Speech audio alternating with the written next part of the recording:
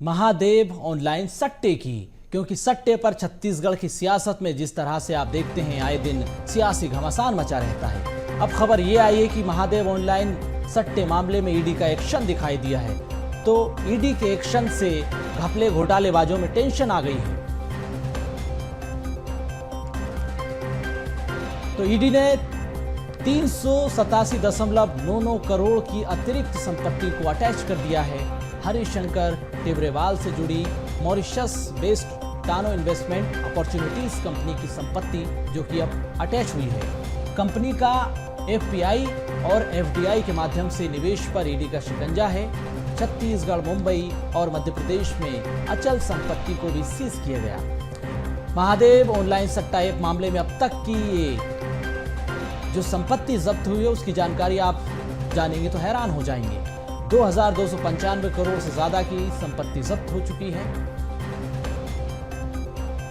तो ईडी के एक्शन के बाद घपले घोटालेबाजों में टेंशन है, क्योंकि परत दर परत घपले घोटालेबाज ईडी के रडार पर हैं। कंपनी का एफपीआई एफडीआई के माध्यम से जो निवेश हुआ उसी पर ईडी ने शिकंजा कसा। जो फॉरेन डायरेक्ट इन्वेस्टमेंट शेल कंपनियों के जरिए हुआ, अलग अलग माध्यमों से हुआ, उसी पर अब ईडी ने शिकंजा कसा है। संवाददाता शिवम दुबे फोन लाइन पर हमारे साथ जुड़ चुके हैं। शिवम, महादेव ऑनलाइन सट्टा ऐप पर छत्तीसगढ़ की सियासत में आए दिन घमासान मचा रहता है। ईडी लगातार इस पर कार्रवाई कर रही है। परत दर परत कड़ियां खुलती चली जा रही है।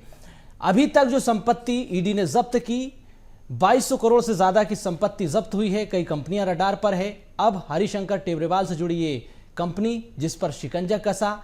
खबर यह है कि एफपीआई एफडीआई के माध्यम से निवेश हुआ, उसी पर ईडी की नजर थी। अब संपत्ति अटैच हो गई है। जी बिल्कुल, देखिए महादेव ऑनलाइन सट्टा ऐप मामले में लगातार ईडी कार्रवाई कर रही है और इसी का परिणाम ये है कि जो लगातार जो डॉक्यूमेंट्स में संपत्तियां निकल के आ रही हैं जो आरोपियों की हैं, जिससे में ये प्रतीत होता है कि ये जो संपत्तियां हैं वो अवैध पैसे से बनाई गई हैं, उसी पैसे से बनाई गई हैं जो महादेव सट्टा ऐप के जरिए कमाया गया है, यानी कि अवैध कमाई से बनाई गई हैं।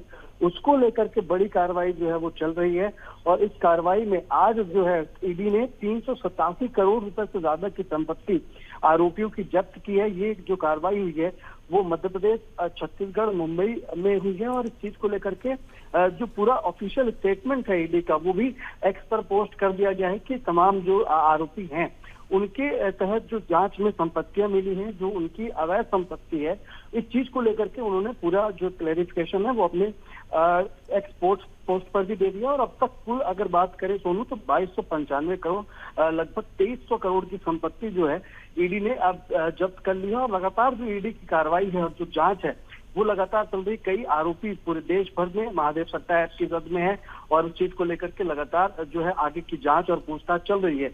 और जैसे जैसे पूछताछ में और भी संपत्तियों का खुलासा होगा, जांच में और भी संपत्तियों की पुष्टि होगी, जिसमें ईडी को ये लगेगा कि जो संपत्ति है वो अवैध रूप से कमाई गई है, अवैध पैसे से महादेव सट्टा ऐप के जरिए कमाई। बिल्कुल शिवम, महत्वपूर्ण जानकारी आपने दी है, बहुत धन्यवाद आपका।